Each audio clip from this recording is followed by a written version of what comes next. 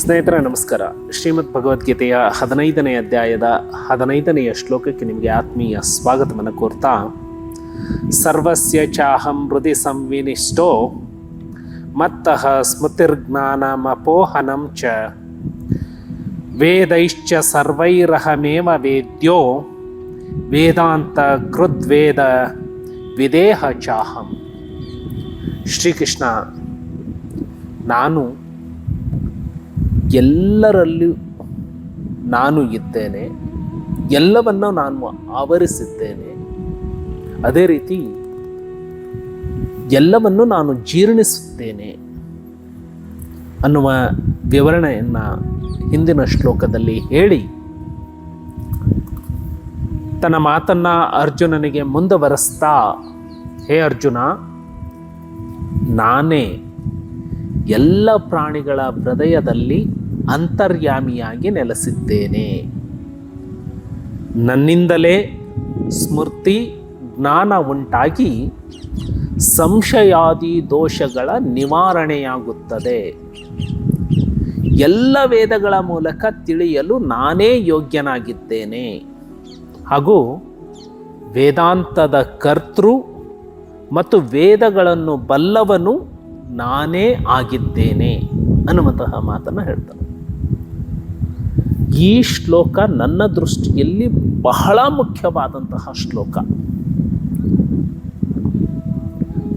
ನಾನು ಮತ್ತೆ ಮತ್ತೆ ಒತ್ತಿ ಹೇಳ್ತಾನೆ, ನಾನು ಅಂತ ಹೇಳಿದ್ರೆ ಶ್ರೀಕೃಷ್ಣನ ರೂಪ ಅಂತ ಹೇಳಿ ತಿಳಿದು ಶ್ರೀಕೃಷ್ಣನೇ ಎಲ್ಲ ಕಡೆ ಇದ್ದಾನ. ಹಾಗಿದ್ರೆ ಆಫ್ರಿಕಾ ದೇಶದಲ್ಲಿ ಶ್ರೀಕೃಷ್ಣನ ದೇವಸ್ಥಾನ ಯಾಕಿಲ್ಲ?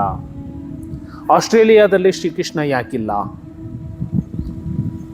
ಈ ರೀತಿಯ ಗೊಂದಲವನ್ನು ಮಾಡಿಕೊಳ್ಬಾರ್ದು. ನಾನು ಅಂದರೆ ಯಾವುದು ಅನ್ನೋದು ಭಗವದ್ಗೀತೆಯ ಹಿಂದಿನ ಶ್ಲೋಕಗಳಲ್ಲೇ ಹೇಳಲಾಗಿದೆ.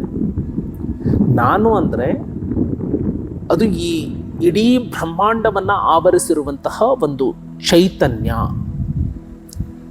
ಆ ಚೈತನ್ಯ ಅದು ಭಾರತದಲ್ಲಿ ಬೇರೆ ಗುಣವನ್ನು ಹೊಂದಿದೆ, ಅಮೇರಿಕಾದಲ್ಲಿ ಬೇರೆ ಗುಣವನ್ನು ಹೊಂದಿದೆ, ಅಟ್ಲಾಂಟಿಕ್ ಮಹಾಸಾಗರದಲ್ಲಿ ಬೇರೆ ಗುಣವನ್ನು ಹೊಂದಿದೆ ಅಲ್ಲ. ಆ ಇಡೀ ಜಗತ್ತನ್ನು ಒಂದೇ ನಿಯಮ ಆವರಿಸಿದೆ. ಆ ನಿಯಮ, ಆ ಅಂತಃಶಕ್ತಿಯನ್ನು, ಆ ಚೈತನ್ಯವನ್ನು ಇಲ್ಲಿ ನಾನು ಎನ್ನಲಾಗುತ್ತೆ.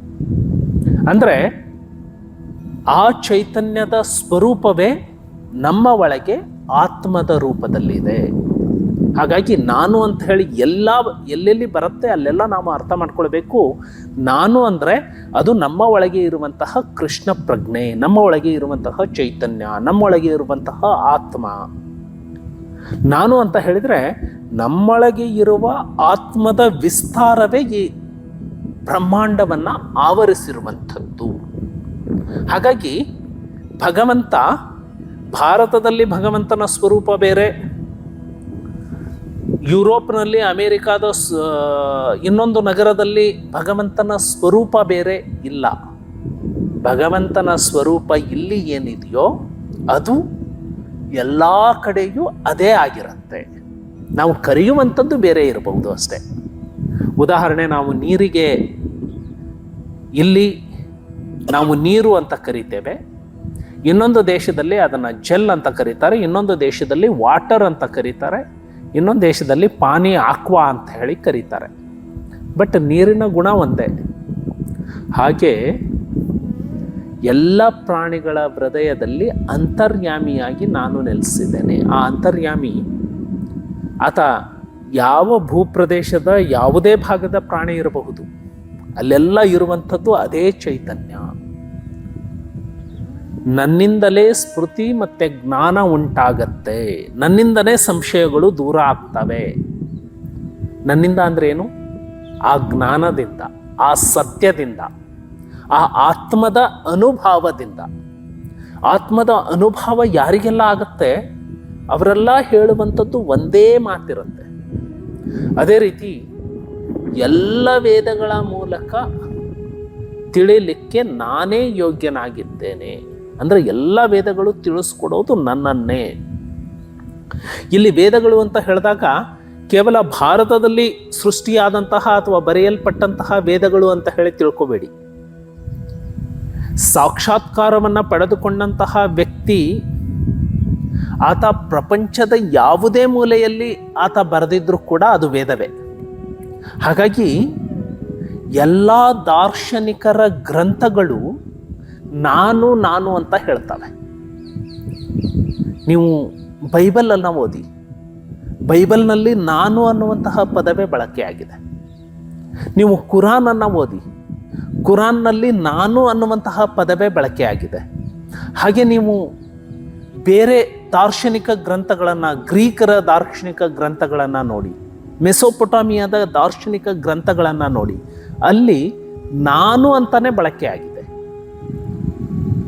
ನಾವು ಅದನ್ನು ಹೇಗೆ ತಪ್ಪು ತಿಳ್ಕೊಳ್ತೀವಿ ಅಂದರೆ, ನಾನು ಅಂದರೆ ನಮ್ಮ ಗ್ರಂಥದಲ್ಲಿ ಹೇಳಿರುವಂತಹ ನಾನುನೇ ಸತ್ಯ, ಉಳಿದ ಗ್ರಂಥದಲ್ಲಿ ಹೇಳಿದ ಆ ನಾನು ಅದು ಸತ್ಯ ಅಲ್ಲ.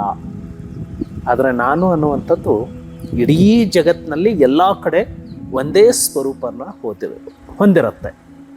ಹಾಗಾಗಿ ಆ ನಾನು ಯಾವುದು ಅಂದರೆ ಅದು ಭಗವಂತ. ಅದನ್ನೇ ಸಾಯಿಬಾಬಾ ಅವರು ಹೇಳ್ತಾರೆ, ಸಬ್ಕಾ ಮಾಲಿಕ್ ಏಕ ಹೈ. ಸೊ ನಾವು ಆತನನ್ನು ಬೇರೆ ಬೇರೆ ಹೆಸರಿನಿಂದ, ಬೇರೆ ಬೇರೆ ಸ್ವರೂಪಗಳಿಂದ ನೋಡುವಂತಹ ಪ್ರಯತ್ನವನ್ನು ನಮ್ಮ ದೃಷ್ಟಿಕೋನದಲ್ಲಿ ಮಾಡ್ತೀವಿ. ಆದರೆ ನಾವೆಲ್ಲರೂ ಕೂಡ ವರ್ಣಿಸುವಂಥದ್ದು, ಎಲ್ಲ ದಾರ್ಶನಿಕರು ವರ್ಣನೆ ಮಾಡುವಂಥದ್ದು ಅದೇ ಸತ್ಯವನ್ನು, ಅದೇ ಕೃಷ್ಣ ಪ್ರಜ್ಞೆಯನ್ನು, ಅದೇ ಆತ್ಮವನ್ನು, ಅದೇ ಆತ್ಮದ ವಿಸ್ತಾರವಾಗಿರುವಂತಹ ಪರಮಾತ್ಮನನ್ನು. ಹಾಗಾಗಿ ಯಾರಿಗೆಲ್ಲ ಆತ್ಮ ಸಾಕ್ಷಾತ್ಕಾರ ಆಗತ್ತೆ ಅವರಿಗೆ ಗೊತ್ತಾಗತ್ತೆ ಎಲ್ಲರ ಹೃದಯದ ಒಳಗೂ ಕೂಡ ಪರಮಾತ್ಮನಿದ್ದಾನೆ. ಎಲ್ಲರ ಒಳಗೆ ಇರುವಂತಹ ಆ ಚೈತನ್ಯವೇ ಸ್ಮೃತಿ ಮತ್ತು ಜ್ಞಾನವನ್ನು ನೀಡುತ್ತೆ. ಅಂದರೆ ಯಾರು ಸಾಕ್ಷಾತ್ಕಾರದ ಕಡೆ ಹೋಗ್ತಾರೆ ಅವರಿಗೆ ಸ್ಮೃತಿ ಮತ್ತು ಜ್ಞಾನಗಳು ಯಾವಾಗಲೂ ಉಂಟಾಗ್ತವೆ. ವೇದಗಳ ಮೂಲಕ ತಿಳಿದುಕೊಳ್ಳುವಂಥದ್ದು ಅದು ನನ್ನನ್ನೇ, ಅಂದರೆ ನಮ್ಮೊಳಗೆ ಇರುವಂತಹ ಆತ್ಮವನ್ನೇ. ಆ ವೇದಗಳು ಯಾವ ದಾರ್ಶನಿಕರ ಯಾವ ಪರಂಪರೆಯ ವೇದಗಳೇ ಆಗಿರಲಿ, ಆ ಎಲ್ಲ ಪರಂಪರೆಯ ವೇದಗಳು ತಿಳಿಸುವಂಥದ್ದು ನಮ್ಮೊಳಗೆ ಇರುವ ಆ ಕೃಷ್ಣ ಪ್ರಜ್ಞೆಯನ್ನು, ಆ ಆತ್ಮವನ್ನು. ಎಲ್ಲ ವೇದಗಳು ನನ್ನನ್ನೇ ತಿಳಿಸ್ತವೆ, ಅಂದರೆ ಪ್ರತಿಯೊಬ್ಬರ ಒಳಗೆ ಇರುವಂತಹ ಚೈತನ್ಯವನ್ನು. ಹಾಗಾಗಿ ಭಗವಂತ ಒಂದು ಮೂರ್ತಿ ಸ್ವರೂಪದಲ್ಲಿ, ಒಂದು ದೇವಸ್ಥಾನದಲ್ಲಿ ಮೀಸಲಿಟ್ಟಿರುವಂತಹ ವಸ್ತು ಅಲ್ಲ. ಎಲ್ಲ ಸ್ವರೂಪದಲ್ಲಿ, ಎಲ್ಲ ಪ್ರದೇಶದಲ್ಲಿ ಎಲ್ಲವನ್ನು ವ್ಯಾಪಿಸಿರುವಂಥದ್ದು. ನಾಳೆ ಮತ್ತಷ್ಟು ಚರ್ಚೆಯನ್ನು ಮಾಡೋಣ. ನಮಸ್ಕಾರ.